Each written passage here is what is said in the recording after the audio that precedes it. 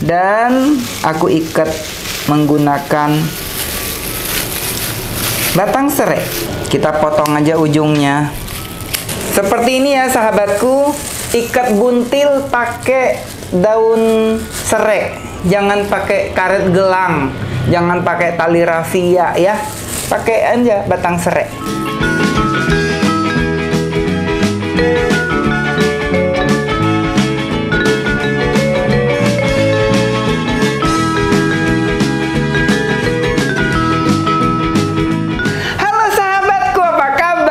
Semoga Anda semua sehat selalu dan bahagia.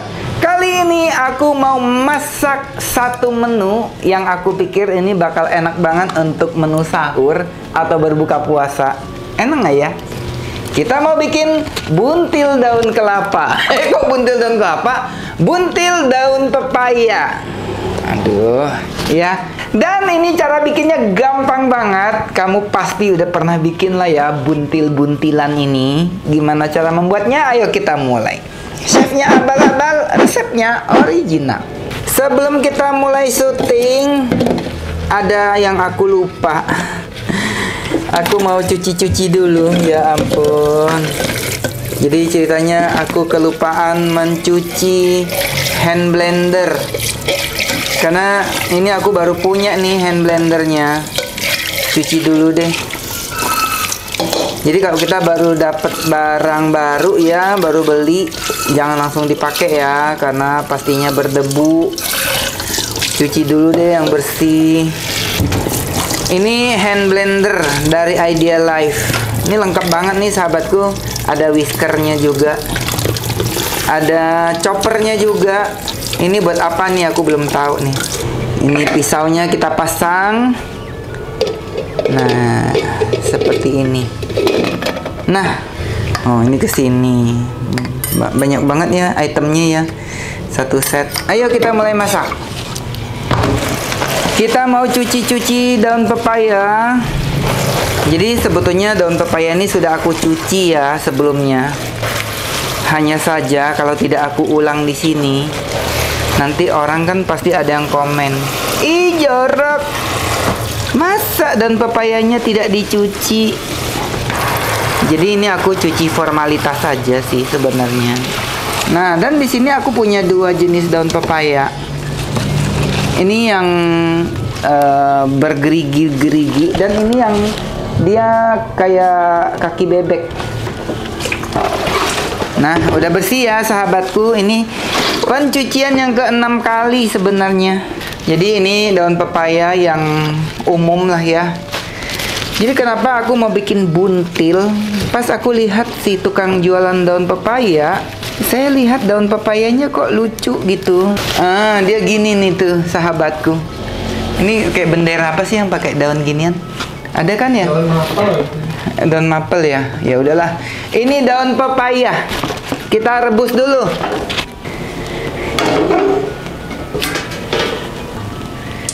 Kita mau didihkan air dulu.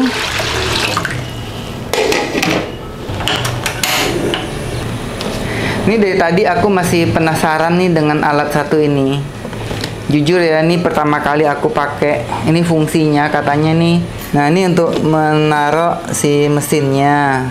Dan ini untuk naruh hand blendernya. Ini untuk taruh. Oh, bagono cara menyimpannya. Cakep juga ya. Dan buat sahabatku yang kepengen banget punya hand blender komplit set ini, bisa cek ya. Tipenya IL215S. Airnya sudah mendidih. Pertama-tama kita mau masukkan minyak goreng. Kemudian kita mau kasih garam. Dan ini rahasianya. Kasih sedikit soda kue. Supaya daun pepayanya tetap hijau dan cakep. Karena ini lebar banget, masukinnya pelan-pelan. Dicelupin-celupin aja dulu ya. Sumpah ini daun pepayanya lebar banget ya. Nggak bisa sekaligus nih masukinnya. Padahal ini woknya udah size gede juga. Masukin lagi sampai habis. Nah, kita bikin 2 batch deh ya ngerebusnya, nggak bisa sekaligus ternyata sahabatku, karena dia memang selebar itu daun pepayanya. Kita rebus sampai empuk sekitar 5 menit aja ya, jangan kelamaan, karena ini menggunakan soda kue. Kalau kelamaan dia bakal hancur, nggak bisa dilipat lagi nantinya. Sepertinya ini sudah empuk. Kita angkat aja dan kita rendam di air di sini. Dengan air yang sama kita lanjut masukkan batch yang kedua. Ini saking gedenya ya, ini daun pepaya. Tuh, kita rebus aja sekitar 5 menitan atau sampai dia lembut. Nah, kita rebus bagian tulang daunnya di bawah supaya tulang daunnya jadi empuk. Jadi kalau pakai soda kue, dia warna hijaunya tuh tetap bagus ya sahabatku. Lihat nih, yang sudah direbus pun dia warnanya hijaunya cakep banget. Padahal ini sudah empuk daun pepayanya. Dan aku ada tips, walaupun daun pepayanya ini akan dimasak kembali, pastikan kita merebusnya sampai empuk. Karena baik itu daun pepaya maupun daun singkong, kalau perebusan pertama ini dia nggak empuk, nanti dimasak lagi pun dia jadi keras, jadi nggak lembut gitu ya. Jadi rebus pertama ini empukin aja, tapi jangan sampai yang hancur. Kalau pakai soda kue dia mudah banget hancurnya, gitu ya. Dan ini sudah 5 menitan, sudah lembut banget. Kita mau angkat. Takutnya kalau terlalu empuk nanti nggak bisa buat bungkus, keburu sobek. Kita celupin aja di sini. Selanjutnya kita mau siapin bumbu-bumbu. Ini kita pakai lengkuas muda, diiris-iris dulu supaya nggak dapat apa ya, nggak diprank sama si lengkuas. Ini karena lengkuasnya masih muda dan saya suka aromanya, saya pakai rada banyak nih. Balik lagi ya ke selera. Kemudian di sini ada serai dan ini ada kulitnya serai, bukan kulitnya serai sih ya. Serai itu kan berlapis-lapis. Ini lapisan luarnya sudah aku cuci. Nanti ini akan aku gunakan sebagai tali untuk ikat buntilnya. Untuk bumbunya kita gunakan yang bagian putihnya aja, diiris dulu deh.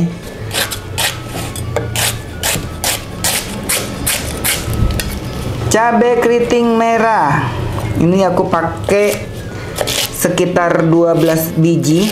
Kalau suka lebih pedas bisa tambah lagi.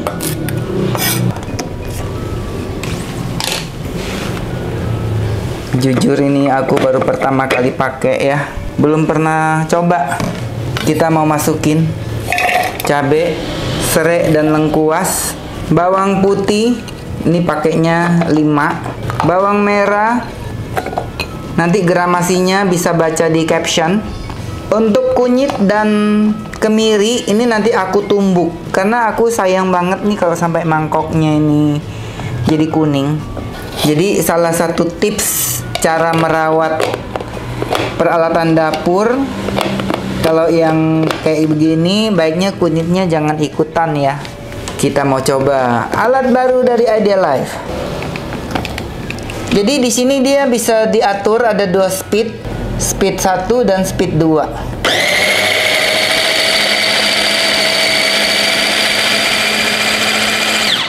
Aku pengen dia halus banget.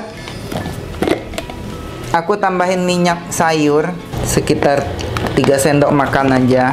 Pakaiin air agak banyak, nggak apa-apa airnya. Jadi pada dasarnya ini kan dia chopper ya, dia bukan blender. Memang nggak bisa yang halus sampai yang lumat banget. Tapi kalau mau agak halus sebenarnya bisa. Ya caranya dikasih air dan minyak kayak gini.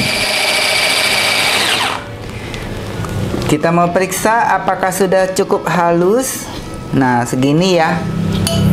Ini sekalian aku kasih lihat pakai yang satu lagi ya.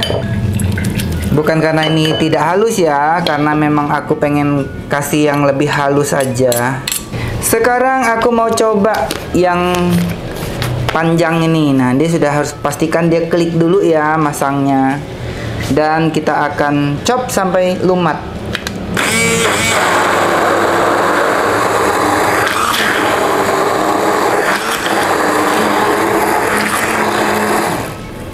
Tuh, ini sudah lumat ya sahabatku. Nggak usah pakai lama-lama. Jadi bumbunya cukup segitu aja, nggak usah terlalu lumat. Hati-hati buat kamu yang baru pakai, pastikan ininya dilepas dulu ya, tuh supaya aman. Jadi kalau mau cuci, ini wajib dicopot ya sahabatku. Jangan langsung begini dicuci ya, nanti malah koslet. Hati-hati, ininya tajam. Ketika dipasang jangan masih begini nih, jangan diraba ya, nanti tiba-tiba muter. Dan keunggulan mesinnya ini, dia sudah ada heat protection. Artinya kalau kita makainya kelamaan, dia akan berhenti untuk sebentar, nanti bisa dia on lagi ya, supaya dinamonya nggak yang overheat gitu. Dan ini juga bisa kalau mau kocok telur. Nah, gini ya, ini bisa langsung muter. Wey, norak banget ya aku ya. Nah, setiap kali mau mencuci, ini wajib dilepas. Untuk kunyit dan kemirinya aku tumbuk aja supaya dia lebih halus. Dan aku paling senang kalau tumbuk kunyit aku gabungkan dengan kemiri supaya dia nggak mental-mental kemana-mana. Sudah halus berkat Hotman dan Marpuah. Kita gabungkan jadi satu. Kita aduk jadi satu ya. Selanjutnya kita mau cuci ikan teri Medan. Kita cuci sampai bersih ikan teri Medannya. Cukup disiram-siram gini aja ya sahabatku. Kita tiriskan dulu. Kita mau tumis-tumis bumbunya sampai harum. Kita masukin aja daun jeruk, daun salam, dan daun kunyit. Untuk daun kunyit ini opsional ya. Yang suka daun kunyit boleh taruh, yang tidak boleh di skip. Tapi aku suka banget sih aroma daun kunyit ini. Jadi karena aku nggak menggunakan minyak yang banyak, dia nggak akan belebek-belebek berminyak gitu ya. Kita tumis sampai dia asat, sampai airnya hilang. Bumbunya sudah harum banget, artinya ini udah mateng. Kita masukkan ketumbar bubuk, kita aduk sampai rata. Jadi bumbu saya ini nggak akan lepek-lepek dengan minyak ya sahabatku. Minyaknya cukup sedikit aja. Dan ini sudah harum banget.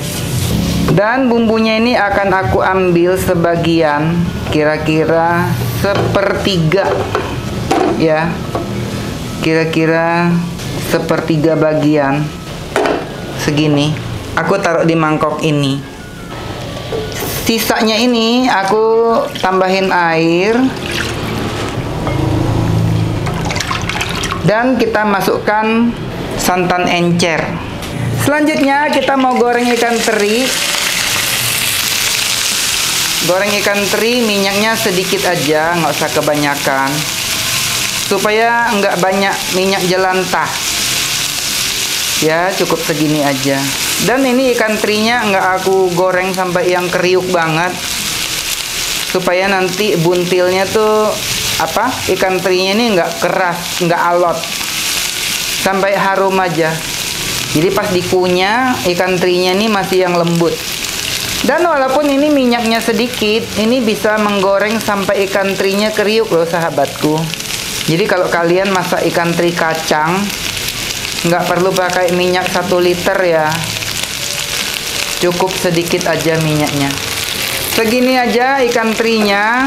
Ini sudah mulai tampak kuning-kuning ya, tapi dia masih yang lembut gitu.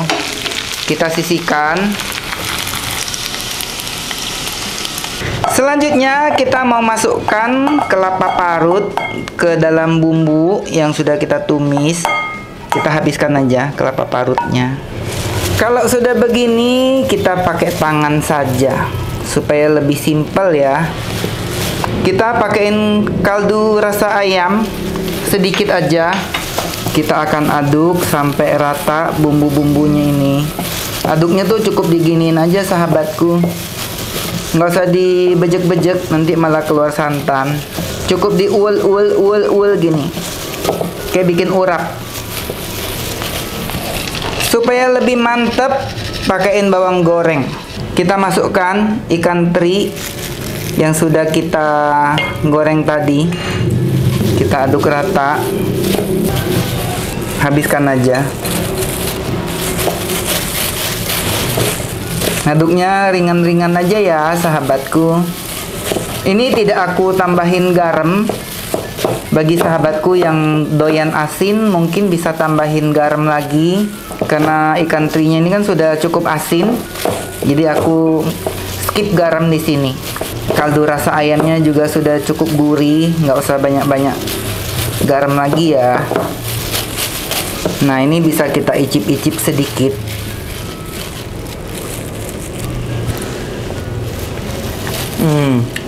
Enak. Selanjutnya kita akan ambil 1 lembar daun pepaya. Kita ambil yang tidak ada sobek-sobek dan kita taruh di sini. Dan kita cari yang kayak gini ya, yang rombeng-rombeng. Sebetulnya dia bukan rombeng-rombeng. Memang dia modelnya seperti ini. Kita pakai separuh aja. Tetap kita gelarkan dulu seperti ini. Kemudian kita akan masukkan kelapa dan ikan teri yang sudah kita kasih bumbu. Kita tambahkan juga cabai rawit merah. Aku pakein 2 deh, karena aku begitu cinta pada cabai rawit. Kita bungkus dulu 1 layer yang ini. Kemudian kita tutup dari sini. Tutup lagi. Jadi buat saya ini adalah daun pepaya yang keren banget untuk dijadiin buntil ya. Jadi nggak butuh kepintaran khusus untuk membuat buntilnya. Ini dijamin tidak akan pecah. Dan ini jumbo buntilnya. Dan aku ikat menggunakan batang serai. Kita potong aja ujungnya. Seperti ini ya sahabatku, ikat buntil pakai daun serai, jangan pakai karet gelang, jangan pakai tali rafia ya, pakai aja batang serai. Kita akan membungkus sampai semuanya selesai. Dan mungkin ada sebagian yang bakal ngomong gini ya, ya enak banget ngebungkusnya, di tempat aku nggak ada daun pepaya yang kayak gitu. Nah, walaupun kita tidak punya daun pepaya yang seperti yang punya saya, ini daun pepayanya ini tinggal dideketin aja kayak gini ya. Nah, kita ambil nih yang lain. Nah, diginin aja, bisa kok. Nah, kita kasih nih kelapanya dan tetap pakai cabai rawit. Nah, kita linting dulu nih. Pastikan kiri kanannya kita selamatin dulu. Dilinting-linting lagi. Nah, seperti ini ya. Dan kita akan ikat seperti ini. Ini buat yang daun pepayanya enggak punya seperti yang punya aku tadi. Dan yang paling aman untuk kesehatan, ikatnya pakai batang serai. Langsung saja kita masukkan buntelan daun pepayanya. Ini ceritanya kan dibuntil-buntil gitu ya, dibuntel-buntel. Asli ini buntelan pepaya yang terbesar yang pernah ada. Nah, ini yang bundar tadi.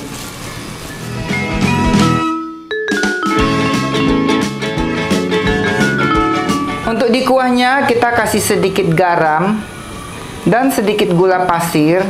Kita akan masak sampai mendidih.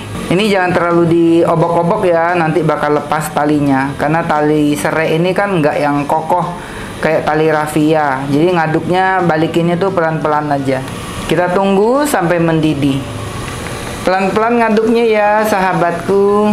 Jangan sampai kebuka, karena kalau terbuka ini bakalan jadi urap. Kalau terbuka kan kelapa parutnya kemana-mana, nggak jadi buntil, langsung berubah jadi urap, urap berkuah.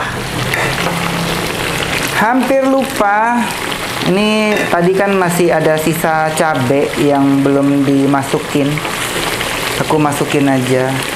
Ini kuahnya sudah menyusut. Kita mau masukkan santan. Ini santan encer, kok santan encer? Santan kental yang sudah aku panaskan ya sahabatku. Jadi tips dari aku kalau kita masak sayur yang sayur santan gini, apalagi santannya keluar dari kulkas, santannya dipanasin aja dulu, baru kita tambahkan. Kalau tidak dipanaskan santannya, tuh sayurnya gampang basi, karena suhunya kan tidak sama gitu ya kan. Apalagi santannya tuh udah, dan kalau udah dipanaskan kayak gini, masaknya nggak usah lama-lama lagi, sebentaran aja. Ini harum banget. Untuk rasa asin, manis, gurih bisa disesuaikan dengan selera masing-masing. Buntil daun pepayanya sudah matang. Kita akan angkat. Kita matikan kompor dan kita angkat. Kita mau angkat. Ini buntilnya tuh beneran jumbo ya sahabatku. Jadi untuk urusan bentuknya sesuaikan dengan selera masing-masing. Satu buntil ini bisa bertiga. Lihat sahabatku, ini beneran ya menggugah selera banget. Kita tambahin dengan bawang goreng yang banyak.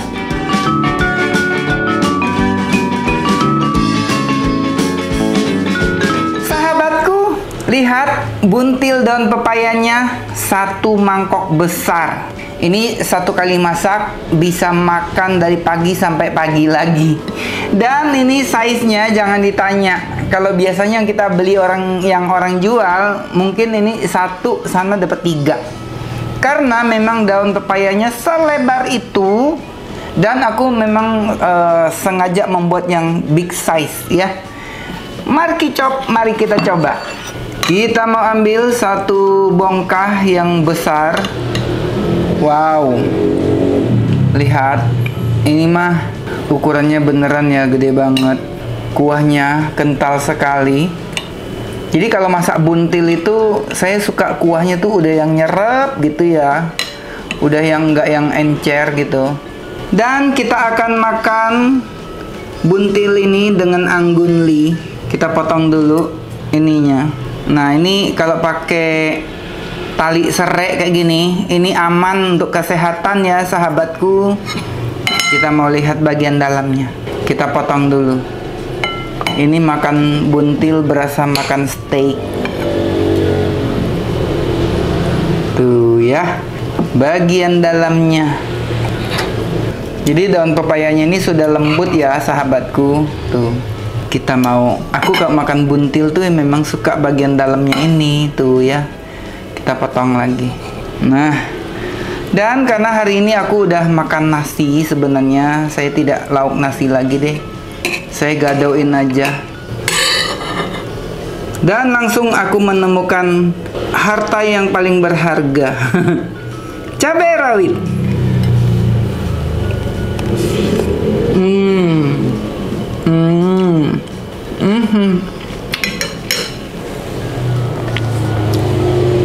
Jujur ya, aku sepahit-pahitnya daun pepaya, itu aku sangat menikmatinya.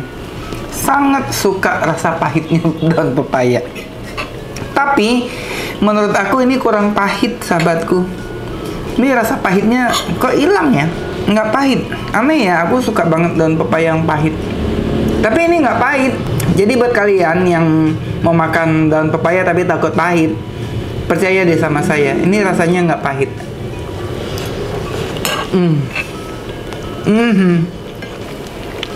Oh ya, sahabatku, Kalau mau tambah banyak lagi, bisa tambahin telur rebus ya, bisa tambahin udang, bisa juga ya.